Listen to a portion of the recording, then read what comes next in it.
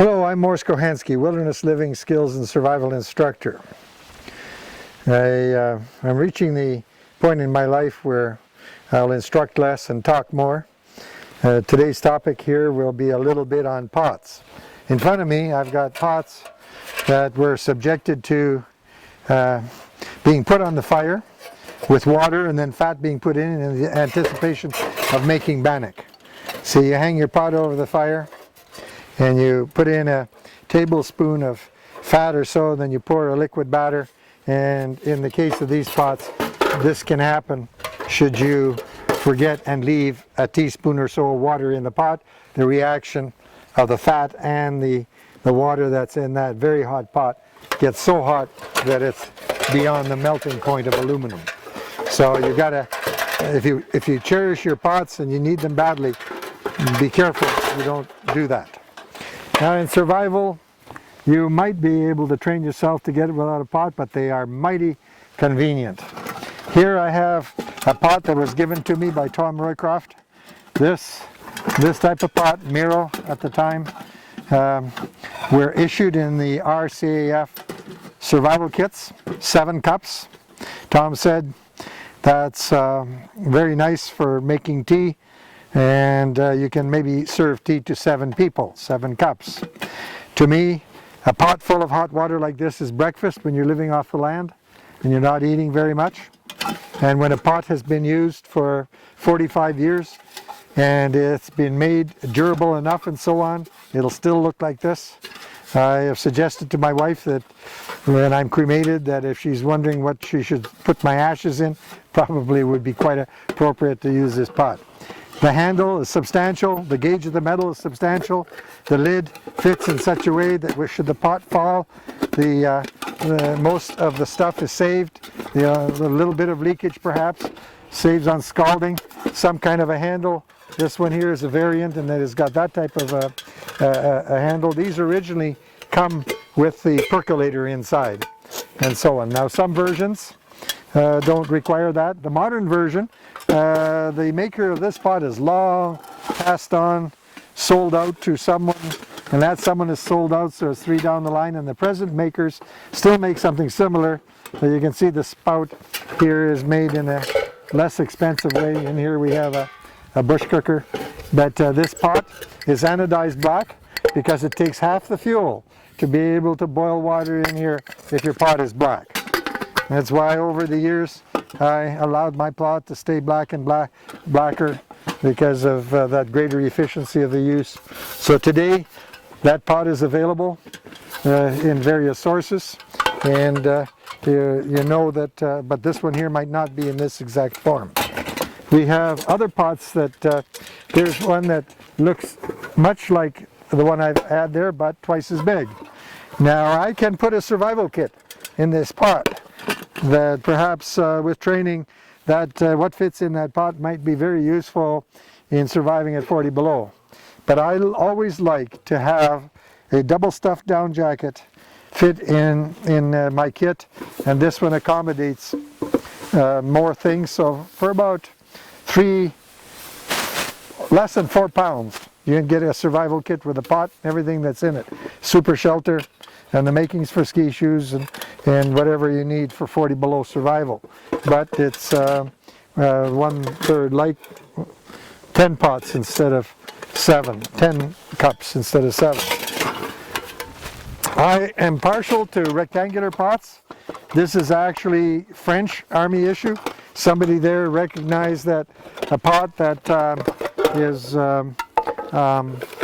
squarish in configuration is easier to stow. The other thing that happens to be in here is I'm partial to this collapsible cup that I think originates from Sweden. Very compact to carry. Here of course you have a dish and the eating utensil come in there. I like this very much if it was more available, but I think it likely is hard to come by in my collections. Another rectangular pot is one that Coleman used to produce at one time, and there was a stove in here. And I would say that there's a lot to be said for pots that are rectangular because they take up space. in a different way. Here we have a pot that I have seen so many problems. You pour water in there, so unstable. I don't know about the maker not understanding that principle, but I've often carried this type of pot as my eating utensil. This is my universal eating utensil. I won't badmouth other types of cups, but this here has got a big broad base, so it's relatively stable. Sometimes the handle is cut a little bit shorter, but this is 2 cups. And if you eat 2 cups of porridge, you're not hungry anymore. If you eat 2 cups of stew, etc., and generally the pound, the pints, the pound the world around, 16 ounces, a cup being 8 ounces, is the gut filler. It was probably determined by the Roman legionary army in the means to be able to predict what you should carry to feed a large number of people. The other pots that are actually highly respected, there's the one that fits on the end of the canteen, and some people will actually drill holes in the edges here so that you can suspend this and enhance its use, suspending over the fire. This, I would say, if you're going to go ultralight, you're looking at something that perhaps is kidney shaped, because it's meant to go with the canteen, but by itself, I would say it's pretty good. And then there is this very original standby that Tom Roycroft particularly liked this one. This one is in mint condition because I had a chance to buy a bunch, and the only thing here is that when you are wanting to cook, and again you drill holes and put in here a means to hang, that improves things, and you have the option of putting the handle on there. But there are many soldiers that look with great nostalgia at these because they really got used to them and liked them in the mess kits that were issued in the field. Compact, durable, long-lasting. Again, probably last a lifetime when you use them. Spoons. Well, I found with spoons that when I carry a favorite spoon, I eventually reach the point where I cannot bear to carry it because I am scared to lose it. My favorite is these great big spoons if I am to carry, and this one must be an early, very, very light and quite big. I like a good big size in my spoon for porridge, and this is, you can get by with this, but that's where you're carrying your more compact, and I often would wear it around my neck. Another water carrying device that is commonly available today is this one, and I believe that this this is a size that tends to fit some pocket on your body, and a very nice sort of thing to either to fill with water when you're wandering around at various events, so you can have a drink now and again.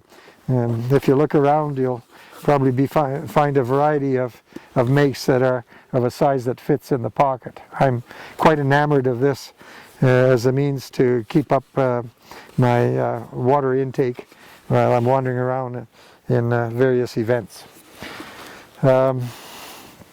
This is not a pot, but it's a thing you might want to be aware of. This is called a bush cooker by Four Dog Stove. You'll see that it's got all kinds of complex constructions, and when I see these in operation, I am blown away with the effectiveness of this simple cooking device that can either operate with materials that you have brought, tablets or so on, or enhanced or run with what you find locally, or you can even adapt this to use seal fat if you want to, or oil. And this is designed so that the secondary burn and the turbulence and the very efficient burn, very light because it's made out of titanium, essentially the titanium that's left over from building titanium wood stoves. This is how the little bits of scrap are put to use. And when it's in full operation, it is a marvel of the physics and chemistry of combustion, and a light way to go when you don't want to carry complex fuel type of liquid fuel type of stoves. Here we have a pot, 7-cup capacity. You can buy it in the shiny form, but the anodized form is the one that gives you twice as much mileage for your fuel. Anodized inside and out, black. Black pot. I have a manual where a plumbing instruction manual where they talk about the fact that a black pot will often bring water to a boil in half the time that a shiny one will. Now this pot was brought out by Don Cavellis at Four Dog Stove. When I met him, we sit down and discuss all kinds of things that when we come to talk about our favorite utensils and so on, this came up, and I said to him how much I like the 7-cup pot and how it's proven over a lifetime of usage to be about perfect for the purposes of a personal pot for cooking and making tea and coffee and stew and all that. So Tom searched throughout the literature and found someone that could supply it and developed a relationship. There are times where these pots sell in great quantities. Don Cavellis, FourDogStove.com, makes titanium stoves and titanium bush cookers, I think they're called, of various sizes. He has many sizes of pot, but to me this is the pot that's neither too small nor too big, of a durability meant to last a lifetime, of a lid that can jam on enough that when the pot falls over you don't lose very much, instead of a knob, so you can tie the lid on a handle that'll never fail on you. And then he makes these bush cookers to fit every pot that he carries. There are some smaller pots and some bigger, and the bush cookers are meant to go with the individual pots. I think this is a marvelous innovation that Four Dog Stove has made available to the public. And you can get the pot through other suppliers, but they usually depend on Don to ask the manufacturer to make large quantities and to anodize the ones that people want anodized.